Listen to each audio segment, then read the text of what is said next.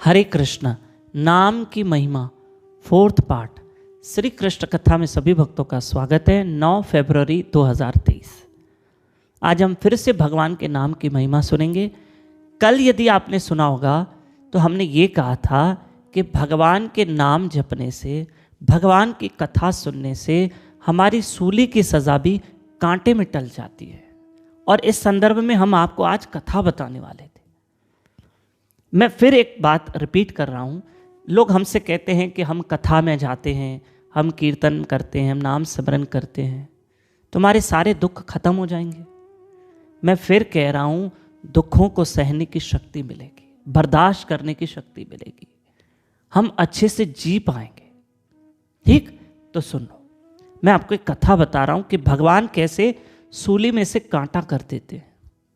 दो मित्र थे, दोनों मित्र साथ निकलते थे, पर उसमें से एक मित्र जो अन्य दोस्तों की महफिल में जाके मस्ती मजाक इन चीज़ों में लगा रहता।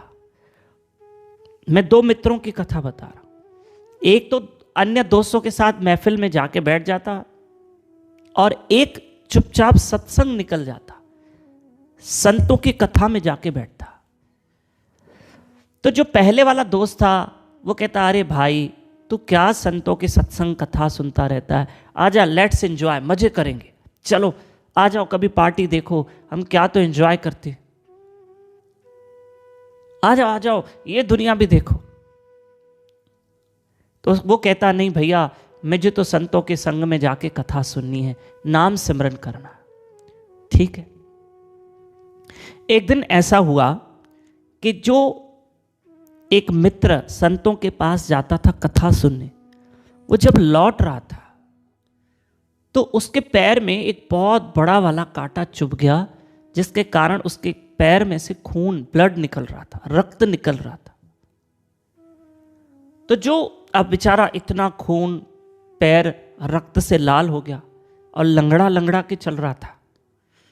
तो जो उसका वो मित्र था जो पार्टी करने जाता, दोस्तों की महफिल में जाता, उसने उसका मजाक उड़ाया, ले भाई तू तो रोज कथा सत्संग में जाता है, देख तुझे ही कांटा चुभा, आज तुझे भगवान ने बचाया नहीं, तू तो इतनी कथा सुनता है, इतना नाम सिमरन करता है ना। कभी कभी माफ करना मेरे भाइयों माताओं, हम जो लोग भजन कथा कीर्तन करते हैं ना, लोग कभी कभी उसको ताने देते हैं, पर अपन ताने की परवाह नहीं करना। दुनिया का खाऊंगा ताना, तभी तो मुझे मिलेगा काना। मुझे कैसे कहना मिलेगा, काना चाहिए ना कृष्ण। देख तू तो रोज कथा में जाता था, तू तो रोज संतों के पास जाके बैठता है, नाम सिमरन करता है, तुझे ही कांटा चुभा। तब उसके मन में भी उसके मन में भी आया, मैं तो रोज कथा कीर्तन भजन करता हूं और मुझे कांटा लगा, मुझे कांटा लगा। मैं ही अपने कल महात्मा से, गुरुजनों से पूछूंगा।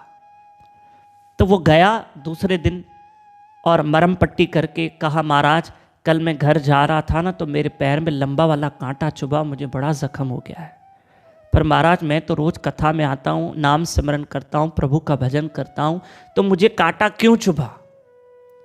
उस महात्मा ने नेत्र बंद किए, नेत्र बंद करके कई मिनटों तक ध्यान लगाया उस महात्मा ने और कहा, बेटा बड़े भाग्यशाली हो, कल जिस स्थान जिस जगह पर तुम्हें कांटा लगा ना, तुम्हारे पिछले जन्म के कर्मों के कारण उसी जगह पर तुम्हें फांसी लगने वाली थी।